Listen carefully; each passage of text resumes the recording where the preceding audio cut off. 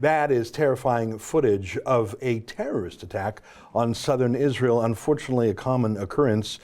The attack comes from the terrorist enclave of Gaza that was unilaterally given to the Hamas terrorist group by Israel in an attempt at peace. As you can see, there is no peace to be found. Besides those attacks, there was a passenger bus, a civilian bus, hit by one such attack. One man is critically injured. As you can say, it's so obvious I don't even need to point it out. These attacks are directed at civilians, not the Israeli military. Well, one man who lives literally within reach of such terrorism is our next guest. His name is Yishai Fleischer, and he's with the international spokesman for the Jewish community of Hebron, and he's affiliated with HebronFund.org. He joins me in our Toronto office. Great to see you. Welcome to Canada. Great to be on The Rebel. Well, thank you for being here. And we, of course, hung out with you a little bit when we had our trip to Israel. You were kind enough to give a tour to Katie Hopkins of different places in Hebron, including a terrible place where a child was murdered by a Palestinian terrorist sniper. Yeah, you know what? Jihadism is a prevalent ideology in our region. Israel is not really different than the rest of the Middle East. Jihadism has taken root in the consciousness of many Arabs and Muslims, sadly, and we push back on that. We've existed in that city for 3,800 years. We're an indigenous people in that city, and today it's being claimed that we're somehow foreigners or occupiers. We're pushing back on that narrative and making sure that we continue to exist where we've always lived, next to the tombs of our fathers and mothers in Hebron. You're a very articulate spokesman for Hebron and the Jewish fact there. I like your allusion to being the indigenous people of the land. That is a very powerful way of phrasing it. But you don't just talk about it, you live there. You are living the fact. Tell our viewers in Canada a little bit about what daily life is like when you're living really in a Jewish enclave surrounded by a population that is at best passive, but at worst actively hoping and working for your death. First thing I want to say that not every Arab that lives in Hebron wants to destroy the Jewish people or Israel or the Jewish community in Hebron. There are many, many decent Arabs and tolerant Arabs, but their voices are subjugated, are pushed down because the violent folks, the extremist folks, the jihadists, their first enemy is decent and tolerant Arabs. They want to shut down those voices. And we've had many experiences of Arabs who speak out saying, hey, wait a minute, our cousins have every right to be here. It's a good country, Israel. Cousins, that's what Muslims call Jews. That's right. That's what you think of each other at the end of the day as some Muslims call some Jews that's that, right. and some Jews, That's I suppose that's going to the Abrahamic religion. That would be the That's right. Ostensibly we're a Semitic grouping of people. We have a similar language, similar DNA. But anyway, my point is that many Arabs that want to say that and think that way are repressed by that very same jihad that wants to destroy us. With regard to your question, the Jews that live in Hebron are a committed sort. Okay, they are folks that want to make sure to continue to live in that town and to assert our rights. And maybe instead of the peace dialogue, it's a rights dialogue. We have rights to live in the city, and we're not going to be bullied around. I think that's what the return of the Jewish people to the land of Israel and Zionism is in part also about, which is you're not going to push me around anymore. I'm going to be able to defend myself. And there are really two kinds of minorities in the Middle East, armed and unarmed. Okay, so Yazidis, Copts, Christians, they're on the run because they're Kurds, unarmed. yeah. But the Kurds, with their Peshmerga, push back on the jihad. Right. They're Muslim, by the way, but they push back on the jihad. So too the Jews, a Semitic minority in our region, push back on the jihad and exist. Yeah.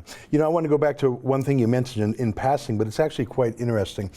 For years, the Palestinian Arabs, some Christian, mainly Muslim, were amongst the best educated, the most economically successful Arabs in the region. But when Yasser Arafat was brought back and given his fiefdom, he eradicated the intellectual class, the critics, the professors, the free thinkers.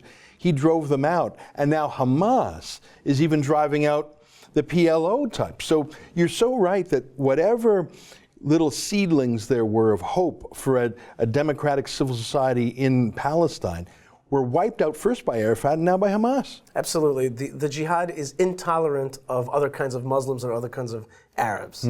They're the first to go on the chopping block. And we have many examples of this. Right now, in eastern Jerusalem, there are riots, jihadist riots, against anybody who's suspected of selling property to Jews. Okay, so selling their own property. Selling their own property for a great profit. But that's illegal. That warrants the death penalty in the Palestinian Authority because they're a jihadist entity trying to destroy Israel. So anybody who's making any kind of separate peace or any kind of understanding with the Jews, anybody who thinks, you know what, darn it, Israel's actually a good country, and it's great to live in Israel or next to Israel and benefit from its economic matrix. Anybody who thinks that way, which is a most reasonable thought, is persecuted. Now, we connected with you when we were in Israel last summer. What are you doing in North America now? You're in Toronto. You told me before we turned the cameras on that you're traveling a little bit around. What's your mission over here? What exactly does the Hebron Fund do? And what is your mission as the spokesman for the Jewish community in Hebron? Okay, first thing, the job of the Jewish community of Hebron is to exist there and to protect the tombs of the forefathers and mothers, the tomb of the patriarchs, to ensure access to it and freedom, okay, to this place of worship. Because if it came under Palestinian Authority hands, like the tomb of Joseph in Nablus and Shechem, we would lose all access to it. So we don't want that, so our community continues to hold on strong. So somebody has to make sure that our community is funded, its defense apparatus, its beautification apparatus. We have a lot of tourism that we bring in, but we make sure to bring people in armored buses, and we make sure that there's beautiful concerts. So we do a lot to draw people in and overcome that fear factor.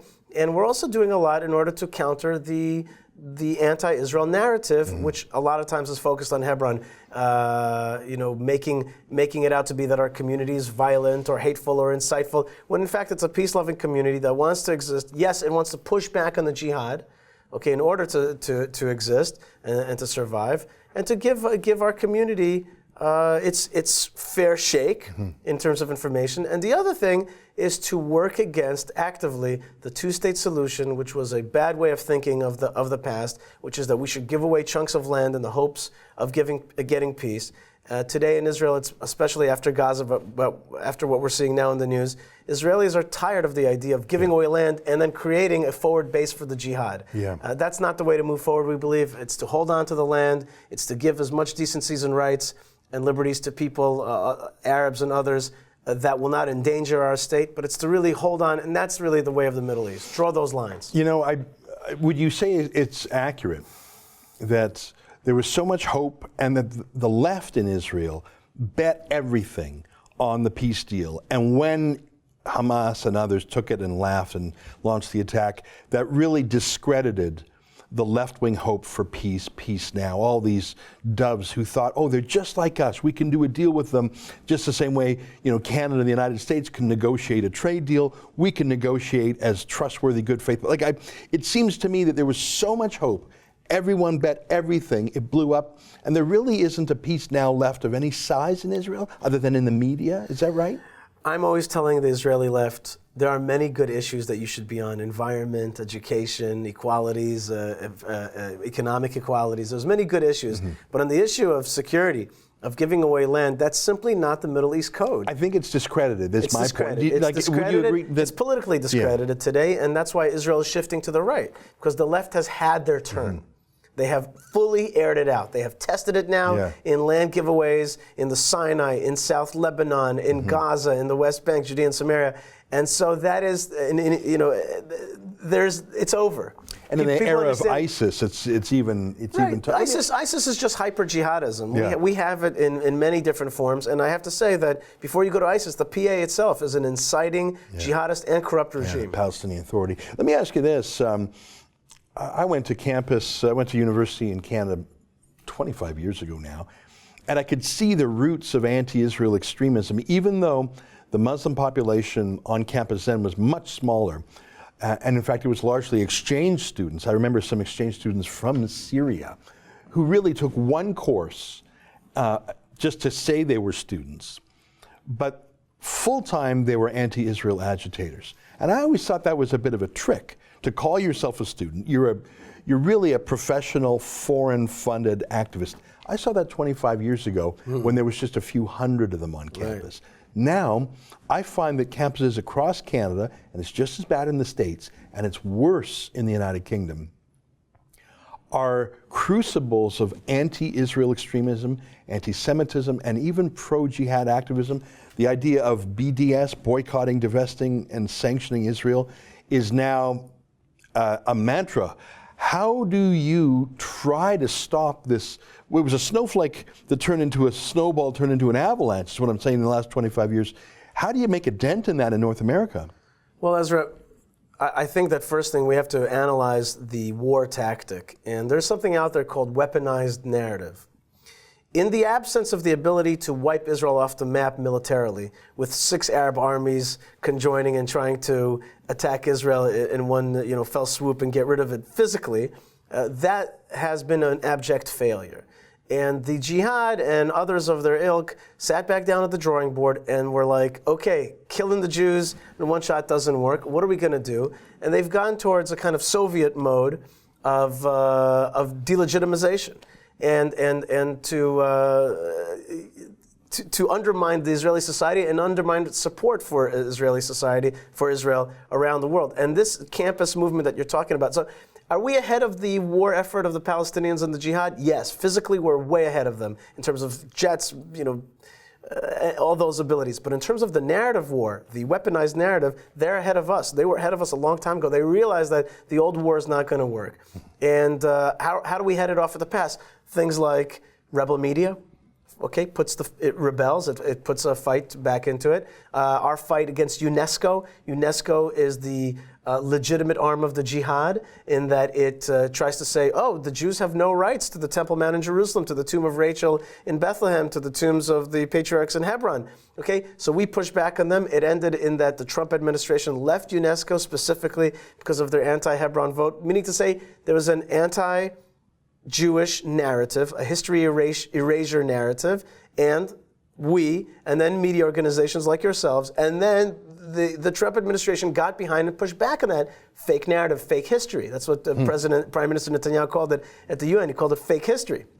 So the first thing right now, I think, is for everybody to do like a shake it out, like wake up. This is the war we're fighting, the narrative war. And I say this to Jewish organizations as well that don't understand that if somebody says, you stole my land, and you say, well, but we invented the cell phone, that is not an answer. Yeah. We got to have a tough answer that says we have every right to this land, we're going to push back on the Jihad, and be an aggressive narrative warrior instead of a passive one.